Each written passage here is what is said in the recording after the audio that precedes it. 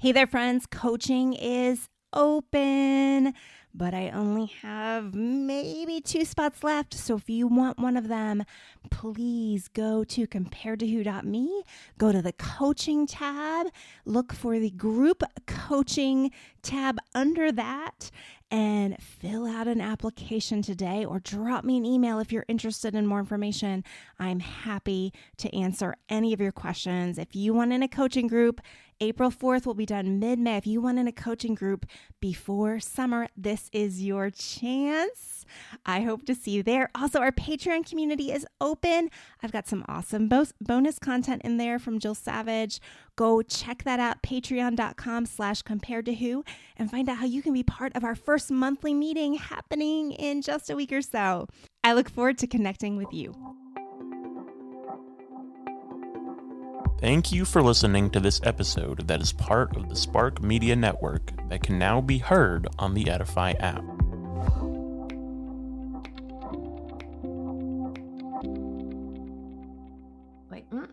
God doesn't give us a spirit of fear. Right. That's not of God. Right. No, do not worry about what you will eat or what you will drink. Right. Do I not care for you more than the sparrows? Right. Yeah. Hey, friends, you are going to love my conversation today with Trudy Lonesky.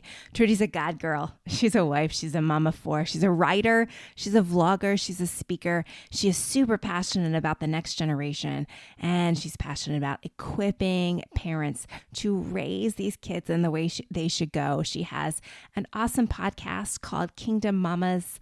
I think you're going to love our conversation today about how we get so afraid of losing our health. So let's just be real for a minute. Most of us have heard lots and lots of different rules, different ways to be healthy across the period of our lives, right? And sometimes these rules change. Things that used to be unhealthy are now healthy. Things that used to be healthy are now unhealthy.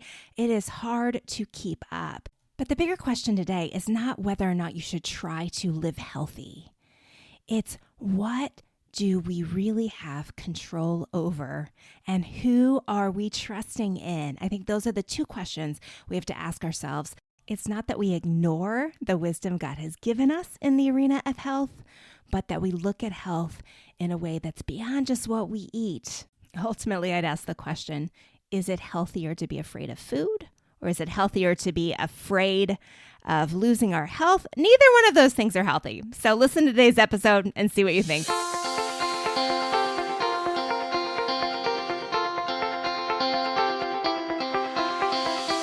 Welcome to Compared to Who, the podcast to help you make peace with your body so you can savor God's rest and feel His love. If you're tired of fighting body image the world's way, Compared to Who is the show for you. You've likely heard lots of talk about loving your body, but my goal is different. Striving to fall in love with stretch marks and cellulite is a little silly to me. Instead, I want to encourage you and remind you with the truth of Scripture that you are seen, you are known, and you are loved no matter what your size or shape. Here, the pressure is off. If you're looking for real talk, biblical encouragement, and regular reminders that God loves you and you're not alone, you've come to the right place. I hope you enjoy today's show, and hey, tell a friend about it.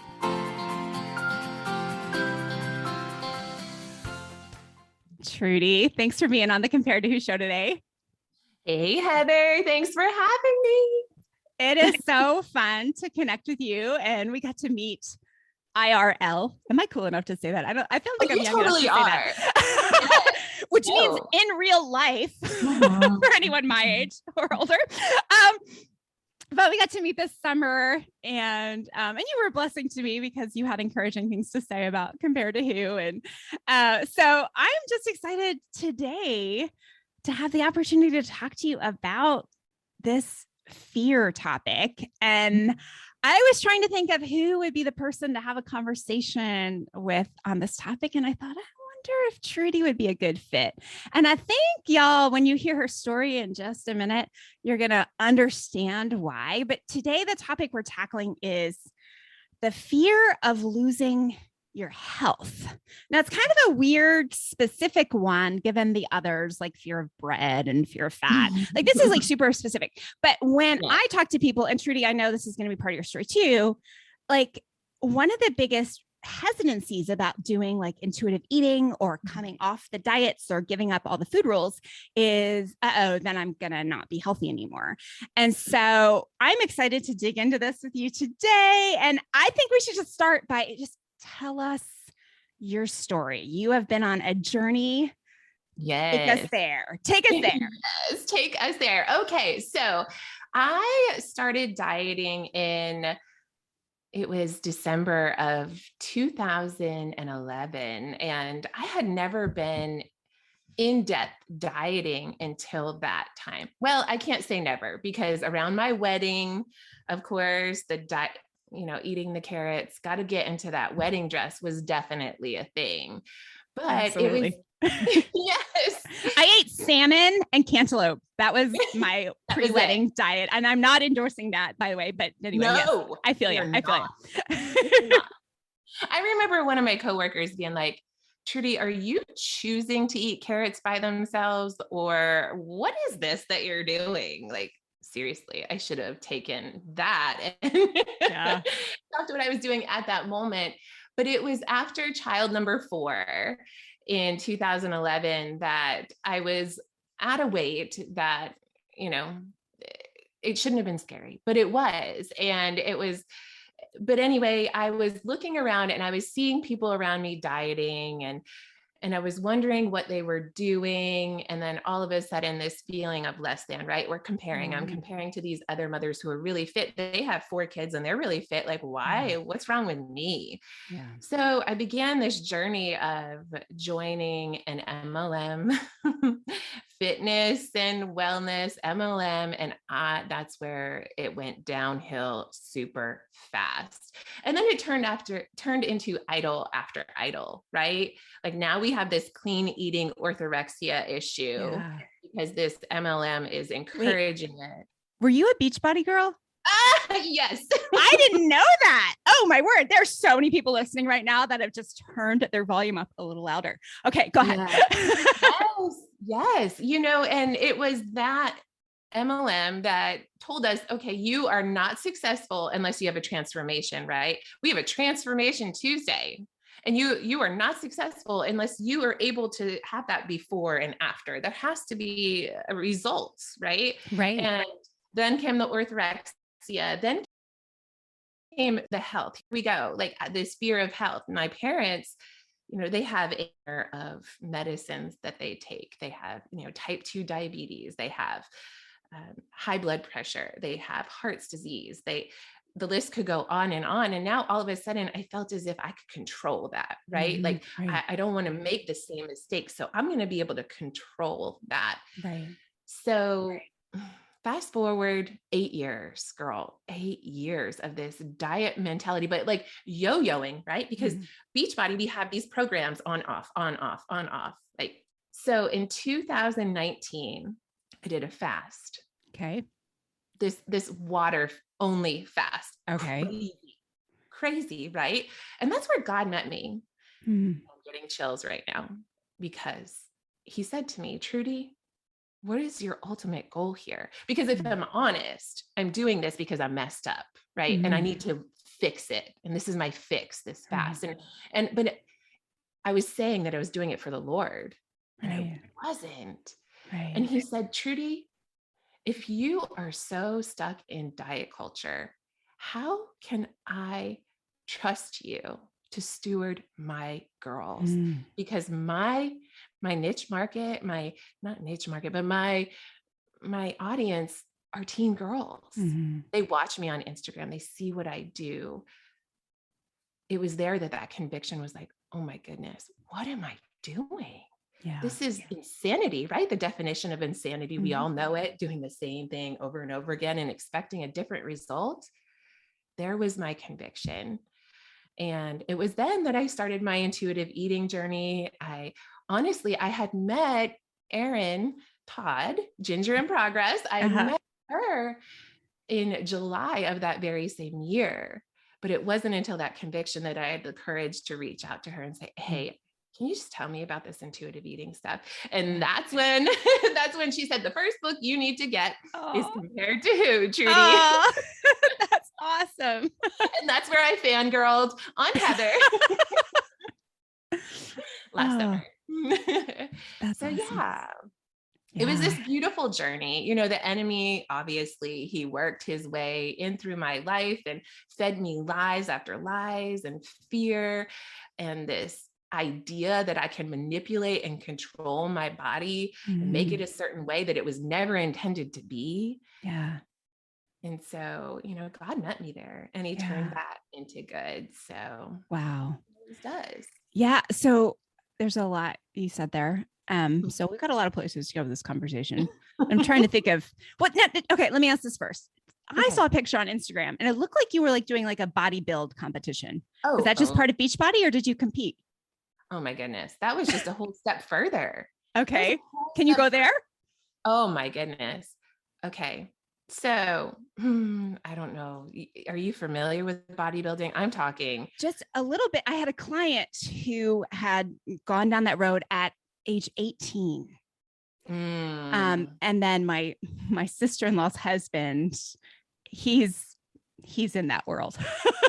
So it's, you know, it's beating your body into submission. Right. You're in the gym 3 hours a day. It was one of those things of I messed up yet again. Right. And I'm looking for the next best fix. And I go to a personal trainer. Personal trainer puts me on this clean eating plain rice and chicken, you know, and then he's seeing results pretty quickly. And he's like, well, have you ever thought of bodybuilding? There was that seed that was planted. And but wait, stop. Because I feel like then at least what would happen in my brain if I heard that is like, you mean you think my body's good enough to do that? Yes. Right? Like, so let's keep on pushing. Let's push that target further, right? Because this is not enough where I'm at. Let's go further. Let's see how far we can push. So yeah. And it was, girl, I can remember being on that stage and being mortified, even before I stepped foot on that stage, just being in the tanning booth naked. They spray tan you all shades of dark that you are not meant to be. Exactly. And so I remember seeing my son even before I had stepped on stage and he was mortified. And it was then that I was like, what am I doing? Who am I trying to impress? Like what? So yeah, that was just a gut check. It was a path that I took that I'm not proud of. And had I had seen my child's face that day, I wouldn't have gotten that route. Yeah.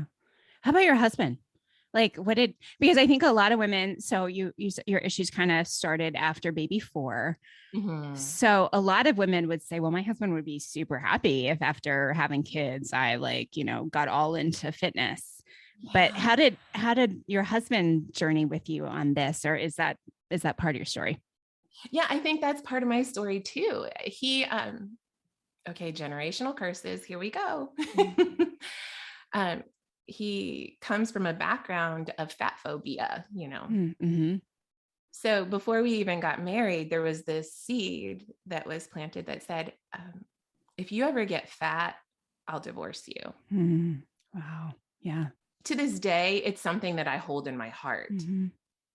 I get that. Yeah. And when I bring that to him, he said, I was just kidding. I was just kidding. That's a perfect example of how words hurt and we can't take them back.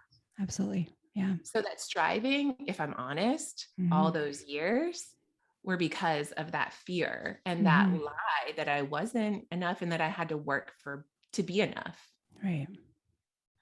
So he kind of encouraged me. I'll be honest. He encouraged me along the way. And I had to just, talk with him about that. And it's this whole intuitive eating journey. It's funny. He was all into the diet for quite some time. Yeah. But now he sees like, oh, wow, she has food freedom and that looks really good. Yeah. So, and he will use intuitive eating language. Like that's permissible, right? Like I can have that. Yeah. Yeah, buddy, you can. Yeah.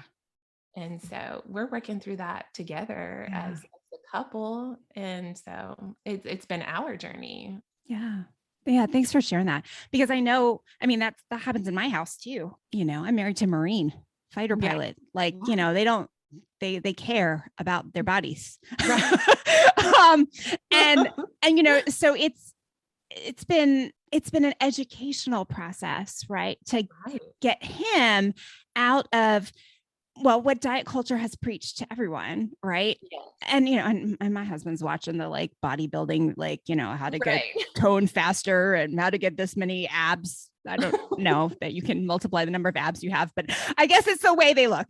But you know, so he's watching those videos and, you know, watching health tips and stuff like that. And for me, it's like, yeah, but like we went this way and then we went this way and then we went this way. And, you know, like maybe none of this is good, but I think this is important to bring up because I think as we start to break free from and use the term diet culture, and we're going to explain that again, because I feel like it needs to be explained over and over again. But as we start to break free from diet culture as women, there's still this challenge in our homes sometimes as our men, I mean, at worst are saying, uh-oh, you're going to get fat, you know, don't start eating everything, right? That's like the one end of the spectrum. And the other end of the spectrum is, well, I don't want you to get, you know, this disease your mom has, or I don't want you to be unhealthy. I want us to live a long time. And we know that eating those foods are unhealthy. And so we really need to watch what we eat because it's unhealthy.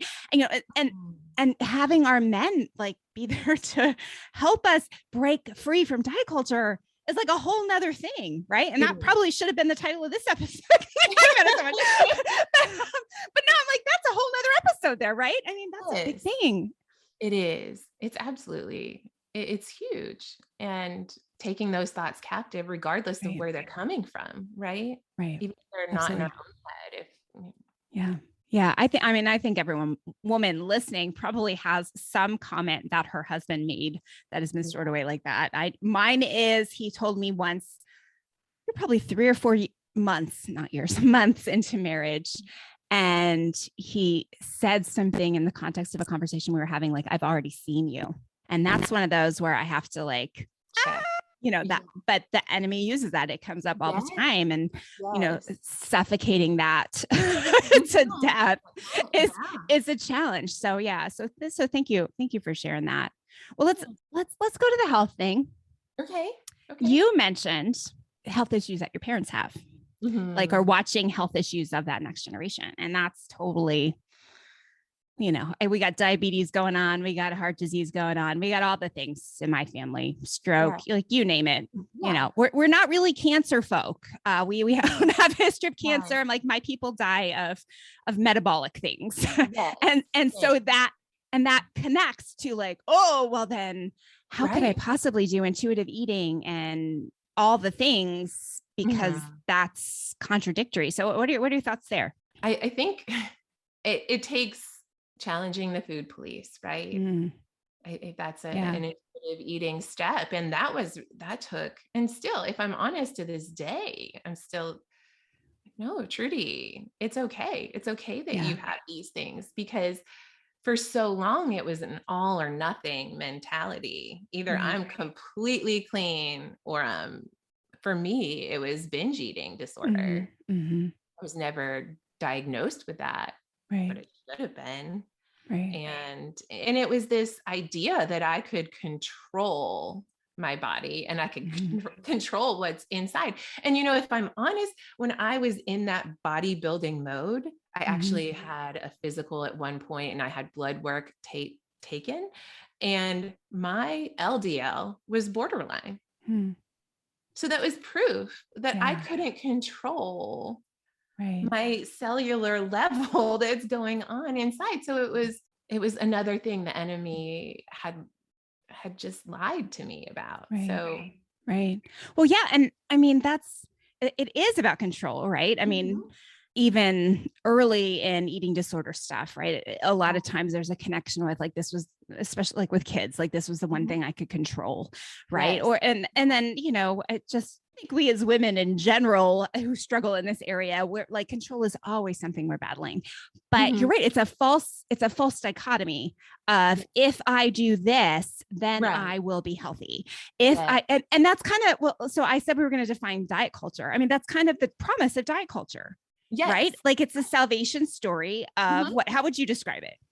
Yeah, absolutely. That it's going to be your rescuer, your redeemer, your Jesus, right? Right. But that's not true. And you'll be protected from the evils of fat and health issues, right? Sickness, disease, and then really, you know, just that horrible thing of being unloved, unwanted, unaccepted, all of that will melt away as long as you follow the food rules, right? And then like I know women who eat awesome and have found themselves with cancer, and they exercise and, you know, try to like do all the things. And so it's like you see it break down.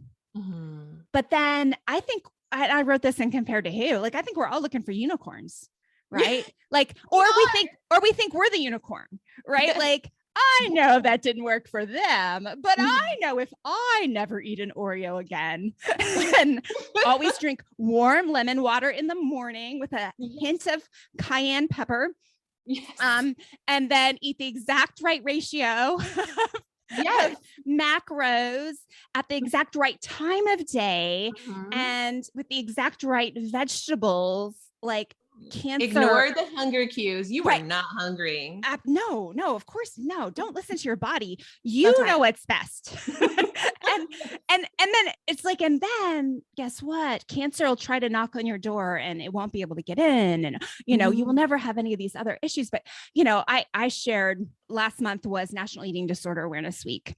And I shared pictures of myself from like age 10 to age 40. And it really hit me that age 40, when I was diagnosed with hypothyroid, Hashimoto's, adrenal fatigue, I was eating like really great, quote unquote, great, according to diet culture, right? Like I followed all the food rules and I was trying to be dairy-free and gluten-free and all those things.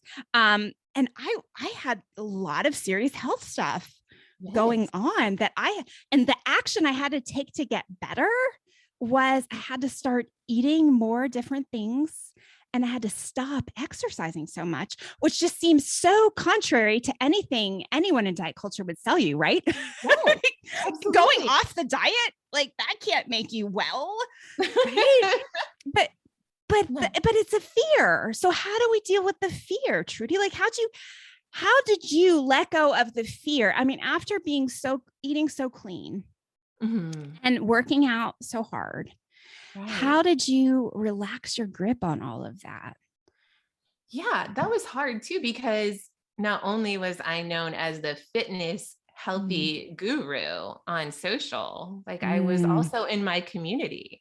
People would ask me, hey, Trudy, you know, can you help me figure out how to eat this and what to do this and what's clean and what's not clean? And in fact, I actually did a YouTube video that was on my YouTube channel for quite some time about how to find the clean foods in the grocery store. You were helping.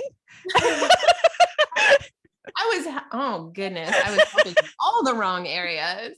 And of course, like people validated that. They were like, oh my gosh, this was so helpful. This is so amazing. I'm going to take that down as soon as I started that intuitive eating journey. But like, of course, that fear was something that I had to take captive. I mean, it's a constant thing.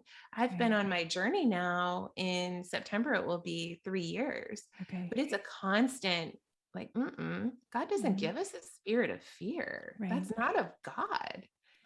No, do not worry about what you will eat or what you will drink. Do I not care for you more than the sparrows? Like, like, what am I doing? How am I allowing Satan in my life to make me believe that I can somehow control and manipulate my body?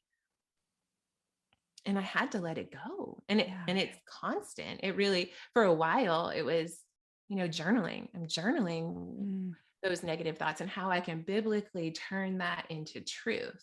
What is this fear? What does God say about that fear?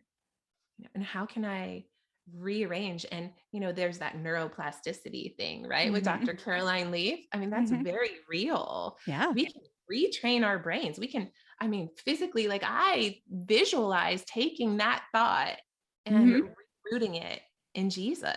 Right. Do not conform to the patterns of this world, but be transformed by the renewing of your mind. Yep. So, it gets easier and easier as you go. It really does. And to be able to decipher the truth from the lies, like, is it true, noble, kind, praiseworthy, is what's going on in between my own two ears. I need to filter. Right. And I'm just like, I just want to pause a minute with what you said a couple seconds ago. That verse in Matthew specifically says, it's not like just in one translation, in all the translations, says, do not worry about what you eat. Yeah. And I'm going to say it again. Do not worry about what you eat. Right. And how many of y'all listening today? Hi, I see you. I know you. I've thought like you. Okay. Same. But that is like, it kind of makes your stomach feel weird. It does. What? How can you not worry about what you're going to eat? Like, that is just crazy. Like, what else? Like, what else would you worry about? No. Exactly. Oh my goodness. Yes. But like all the time, all the extra time that you have where you're not worrying about what you're eating. That sounds so superficial. It really, really does. I've been to Haiti. I've seen what they've had to eat to worry about.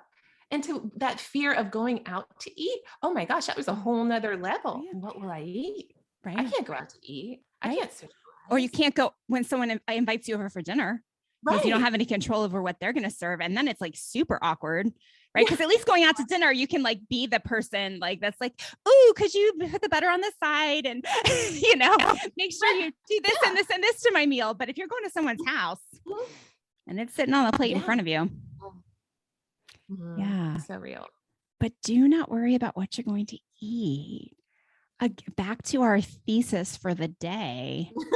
How do I doing that and not being fearful of what are the consequences going to be, and aside from weight gain, because honestly, Trudy, I think you've seen this too. Like most of us are really awesome at fooling ourselves by not using the weight language anymore, because we've kind of heard that's bad, right? So it's health language, right? Like we just want to be healthy, right? Like I'm not so worried about my weight anymore. And I honestly, I just kind of cut to the chase here. That's a nice way to say it. But like I think we're able to do that now because the media, the influence we see with body shape and size is not as skinny as it used to be. So I think it's easier for us now to say we just care about health because it's okay to have curves. But a decade ago, 15 years ago, when it wasn't okay to have curves, it was a little different. It felt a little different. I don't know. Are you seeing that too? Absolutely. It's that idolatry regardless. Right. What are we idolizing? Right. What are we putting before God? What are we putting before his provision, Yeah. Yeah. And so how did it go when you first started intuitive eating? Well, it was, if I am completely honest, I went the whole vegan route because, I just want to be healthy, for a while. I'm just like, we're going to be healthy. We're going to, plant-based everything. And then God continued to convict me. And it's funny, the more you're in his word, the more you're like, ooh, ouch, that hurt. Yeah. Yeah. Am I putting my values? Where am I putting my belief systems? Where am I putting my worth? And so it was definitely a process. And then, not long after that, the holidays came, and it was like, oh yeah, like the buffalo chicken dip. Intuitive eating's not so bad in December. Everything's good. It was really good. So yeah, it was a journey, and I was so thankful because I had a group. There were 3 of us, and we would Marco Polo every day. Are you familiar with that app? Yeah. We would literally just cry over Marco Polo with one another. Like, oh my gosh, this is so hard. And it was there that we just found biblical truth too, because in that I had women of God speaking life over me and pointing me to scripture and helping me just let go of any lies that I'd held on to for so long. Like challenging the food police. Oh yeah, that was definitely a real thing. Honoring my hunger. That sounds insane. I didn't even know what hunger was. Like, am I hungry? I don't know. Is that what hunger feels like? Because I had ignored it for so long. Right. And then what do you do if you're hungry at 9:00? Because the food police come and they say, you don't eat this late. You're about to go to bed. You can't do this. Exactly. That's a moral dilemma I found myself in frequently. Yes, same. Absolutely. And I would ignore that. I would totally ignore that. And I would wake up in the middle of the night and I couldn't sleep because I was so hungry. That's insane. Yeah.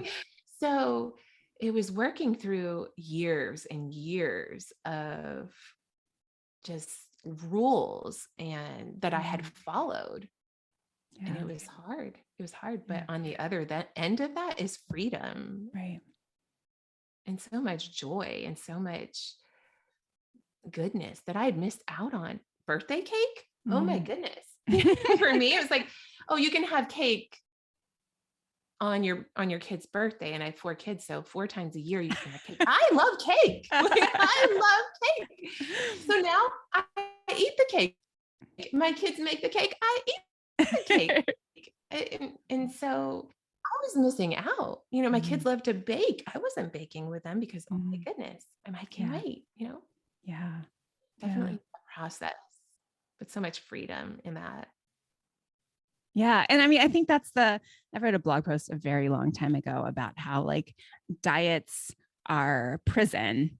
And I don't think I used the words intuitive eating because I don't think I was really aware of intuitive eating or didn't really know it was a thing, but how food freedom is like grace, right? Because diets are a prison like religion and food freedom is like grace. And I think that a lot of us that have struggles in this area prefer to live, and I did an episode on this whole concept, I think last year, but black and white thinking, right? Like it's all or it's nothing, but then also like the quid pro quo of if I do this, then I get this. And I know that was like my relationship with God for a number of years. I was like, okay, God, I have done this, and this, and now I expect this, and this. And then if there was struggle, it was like, God, you didn't see my report card. Like, I did this, and this. Now, how am I not getting this, and this? And so just like, I think just stepping back, like food aside, thinking about the reality is like, okay, it's uncomfortable to live the life of grace, right? Because like there's room to like mess up and seek forgiveness and not be perfect and confess and repent and seek forgiveness again. And, and then go a couple steps further and then, confess and repent, and that is a messy way to live. If you prefer to just walk a straight path and get to the destination without anything getting in your way, right? The Pharisaical way, right? Exactly, like the way it looks. And so I don't know, just kind of loop this back around. It feels like that's kind of what we expect when we think eating the way this person in this YouTube video told me, and hopefully it wasn't you. I'm joking. Just kidding. Father, please. No, but eating the way, because I've got many clients that are, like, I'm following this doctor, I'm following this doctor, I'm following this doctor. I do whatever this doctor tells me to do. Right. Oh, do you know this doctor? No, he's on YouTube. And I'm like, well, okay, I have no judgment there, because I have done the exact same thing Right. and probably read that doctor's book and have it highlighted, right? But like, what we can't say following this guy's plan or this girl's plan is going to lead us to this place of health. Now, I do, like, this is where it gets muddy for me, Trudy. And so if you have any insights here, like, I am looking forward to the opportunity to figure out what the gentle nutrition part looks like, because, and I know I've got a lot of people listening that have the same issue. Like, I know that there are certain foods that I eat that don't feel good. Right. And I have health issues that flare when I eat those foods. And so trying to reconcile I'm free, I can eat whatever I want, intuitive eating, I'm really hungry for this thing. And, oh, wow, I haven't felt good for a couple of days after eating that thing. And then, like, not letting the food police come back. I don't know. Have you had an experience with that? Yeah, I think that was my hardest thing. That was, I'm a checklist person. So diets worked for me, right? You do this, this, and this, and you get an A+ gold star, right? And there were many times when I reached out to my friend Erin and was like, just tell me what to do. And she was like, no, you have to walk this out on your own. There's no longer this legalism, right? That's the diet. There's this grace that you're walking in. And I think as a person, you have to figure those things out too. Right. What feels good in my body without the legalism, without the guilt, without the shame, without the condemnation. That's the sweet spot. Yeah. Right. Because if I'm honest, there are foods that make my stomach hurt too. And I've had gallbladder issues. So I have to be really careful about some things, but we really have to check our heart posture. Why am I doing these things? Right. Am I doing these things because I want to lose weight? Or am I doing these things because I want to not, I guess, feel good, but not glorify my body? There's this fine line. Right. And then there's this, the Bible verse, everything's permissible, but not everything is beneficial. I was thinking that too. Yeah. So just towing that line, and you'll find that sweet spot, and you'll find that peace. And that's when you're in a good spot. You're in a good place. Yeah. But I think Erin's response to you was perfect. I know, but I was kicking and screaming the whole way. Just tell me. But because that's what we want. I mean, you're so right. Give me a list of what I'm allowed to do, and I will do it. Just tell me my limits. Give me some numbers. Yes. I don't know, a chart, like whatever. Just tell me what I can do. Right. Like, I mean, it is hard, and you're so right. That's what the Pharisees did. Right? Like, okay, Jesus, look, we did this, this, and this, and this. What are you doing on the Sabbath? Right. Right? Yes. Right? And Jesus is like, yeah, you're kind of missing the point, guys. Yeah. No, I mean, there are times when I'm like, oh my gosh, I overate. I don't feel good. I don't want to do that again. There's a difference between guilt, shame, and condemnation. Right. Like, oh my gosh, here I go again. I gotta, tomorrow I gotta do better. And, no.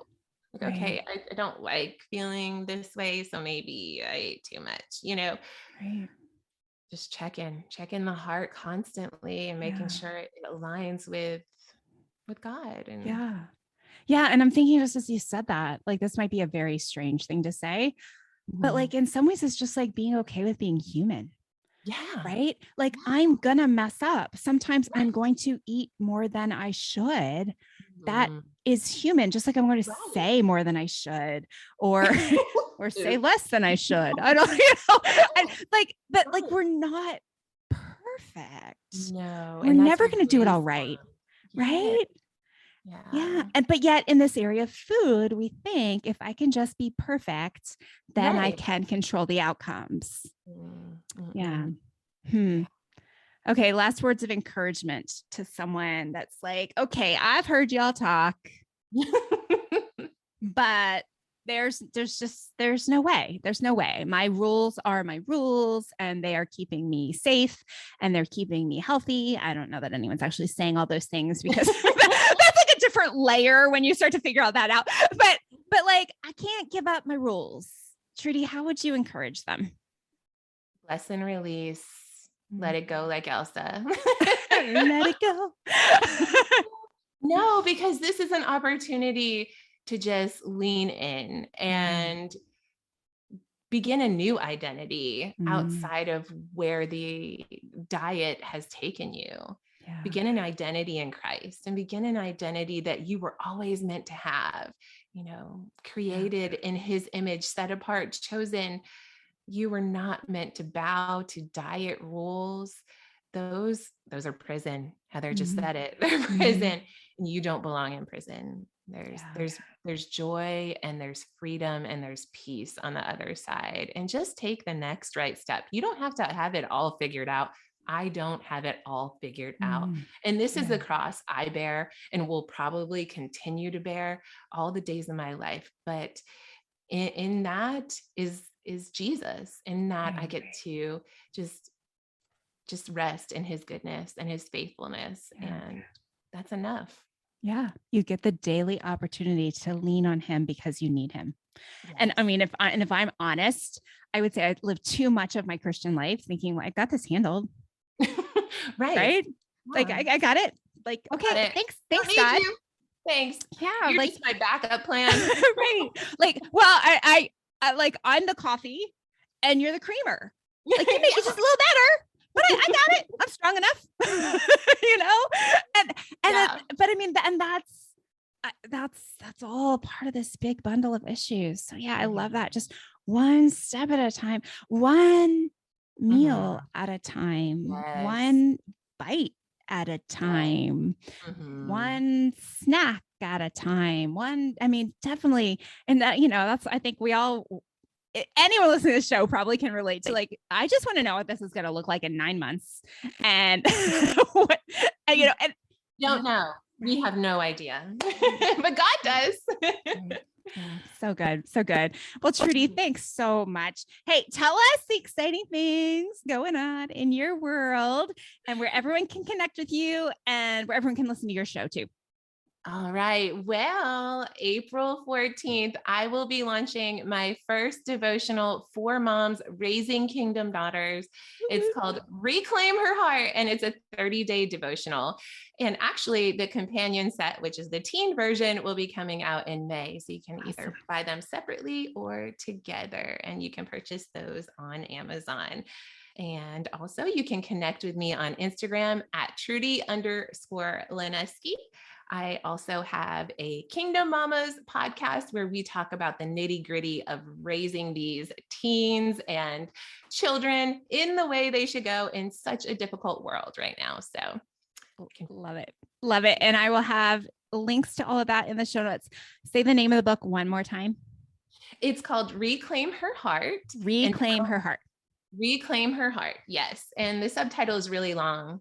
It's Empowering Moms to Raise Teen Daughters with Kingdom Identity in a World of Conformity. Awesome. I'm not going to repeat that. I can never remember my own subtitles. Like I've had several times where I'm like, comparison free life, something. I don't really know.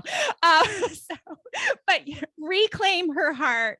And I'll have links in the show notes again, but be on the lookout for that, y'all. I think you're going to, especially those of you in the demographic where you've got teens at home, I think you're really going to love it. So Trudy, thanks so much for being on the show today. Thank you for having me, Heather. And thank you for watching or listening. I hope something in today's show has helped you stop comparing and start living. Bye-bye.